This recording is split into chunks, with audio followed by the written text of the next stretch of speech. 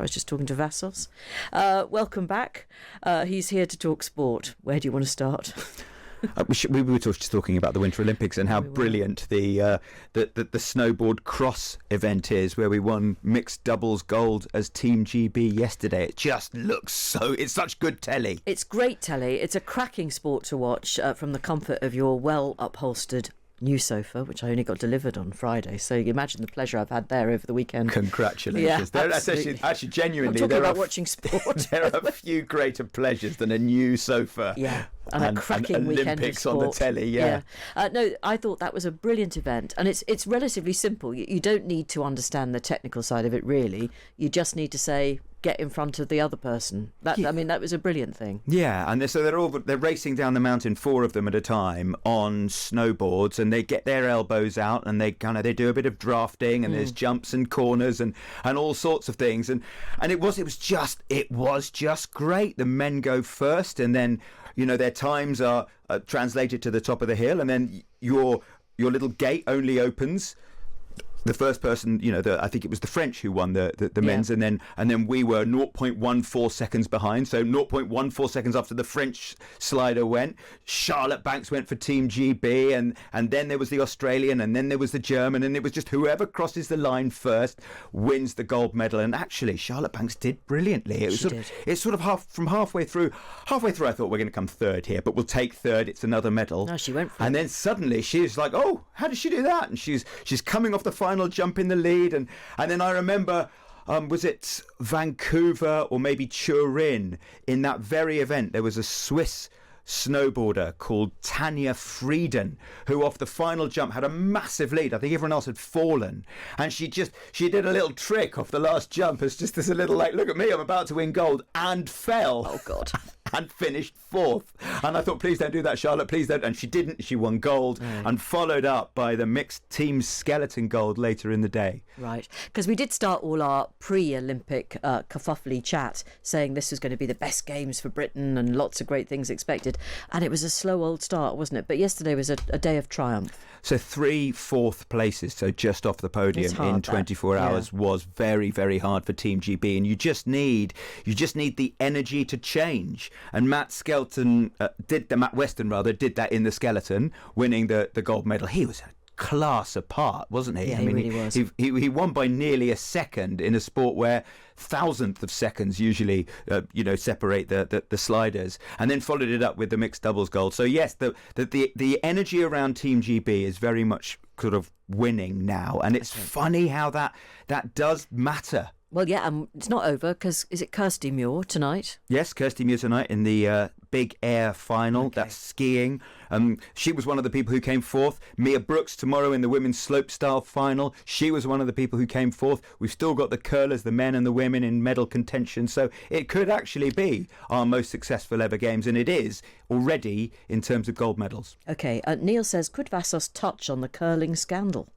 So it is a scandal. Did you see this? Well, what's happened? Somebody got very angry. I know that much. It was a Canadian, and the Canadian men and the Swedish men had a little bit of a bit of a set too. They had a full-on shouting match during the match. The Swedes accused the Canadian of double tapping. So once you've let go of the stone, you're not allowed to touch it again. And you could see, and if he didn't do it, it looked very much like he did. The little finger came out to sort of nudge it in the right direction.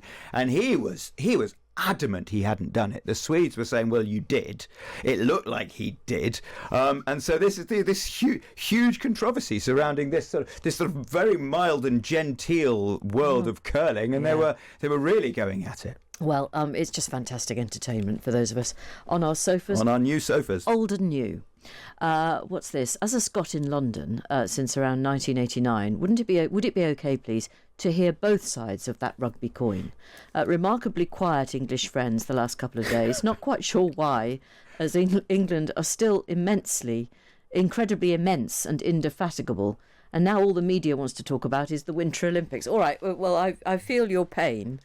We have to acknowledge that it wasn't just that England lost. Scotland won. Absolutely. And they were brilliant. They were absolutely outstanding. And if you like rugby and rugby tactics, can I please direct you to the Times app and Charlie Morgan, who's a new rugby writer for the Times. He explains so beautifully why Scotland won, why England lost, and all through his article, embedded in the article are that so this is what happened just before half time. Have a look, and it's a little video of it just running constantly. Okay. And so then there's this, and then there's this. I mean, we will not get into rugby tactics here, Jane. No. I mean, I couldn't if I wanted to be honest. Thank God. But it was it's absolutely fascinating, and it's so interesting, isn't it? The Calcutta Cup, Gregor Townsend, the Scotland coach, apparently his job is on the line after that defeat in Italy in the first round of matches, in England on this wonderful 12-match winning streak. Surely England are going to beat Scotland, but there's something about that fixture. There's something, and I thought, Is it a quirk of statistics that Scotland tend to win the Calcutta Cup and they'd won 5 of the last 8? Nope, they've now won 6 of the last 9, and they absolutely thoroughly deserve to. And apparently when the England team got back to the hotel, they had to sit and watch the whole game. Yeah. That's real punishment. That really is tough. Yeah. Alex Ferguson, I think, used to do that as well occasionally. Oh, did he? Yeah. Yeah. Right. Well, look how bad you were. Yeah, well, look how successful he was, so he must have been onto something. Right, let's talk tennis, because there's been an announcement today from Wimbledon. This is a Times exclusive. So a couple of weeks ago, the Times revealed that they wanted the BBC to modernise the coverage of Wimbledon. And if you looked at the Australian Open a few weeks ago, there's all this behind the scenes coverage, and one of the players said, what are we, animals in a zoo? After she was caught on camera, she'd forgotten her pass to get in, and the security guard said, well, you might well be the second seed and the former champion here, Iga Swiatek, but I don't recognise you and I need your pass. You know, if you haven't got a pass... Same thing happened to Roger Federer once. Is it? Sorry, it's a slight left turn here. Lovely story, this. Roger Federer decides to take some friends, this is the last couple of years, to Wimbledon during the autumn, I mean, not during the championships. Okay. And if you are a Wimbledon champion, of course, you are a member of the All England Club. So he turns up and he says, I'm really sorry, I've forgotten my membership card. Is it okay if I come in? And the security guard goes, well, no. Okay. And Roger says, I was trying so hard not to say, I'm Roger Federer. Yeah. And eventually he called the guard and he, no, that's actual Roger Federer. Anyway, so this happened to Iga Swiatek. She wasn't allowed in. She said, what are we, animals in a zoo? Because that footage went viral. We had Coco Gauff smashing her racket where she thought there were no cameras, but we all saw it. The same thing happened to Aryna Sabalenka after she lost in New York. And the players are saying we need some privacy. At the moment, they only have the changing rooms, the literal changing rooms. Okay, I mean, to those people who just say, oh, get over yourselves, I mean, you shouldn't smash rackets for a start. And lots of us have encountered slightly surly security over the years, and we've just dealt with it. You're in the entertainment game. Get on with it. Wimbledon say, we are highlighting the advantage of having backstage cameras in warm down areas, but we are acutely aware of the need to prioritise players' welfare, and they will maintain private areas for players and their teams without cameras, and they will review all footage before giving it out for broadcast. So, I mean, Wimbledon are doing their best, but so this was according to the Times today, this was a senior agent writing to all 4 Grand Slams saying, give us more privacy. And Wimbledon, the first to reply, saying, sort of sorry, no. Right, OK.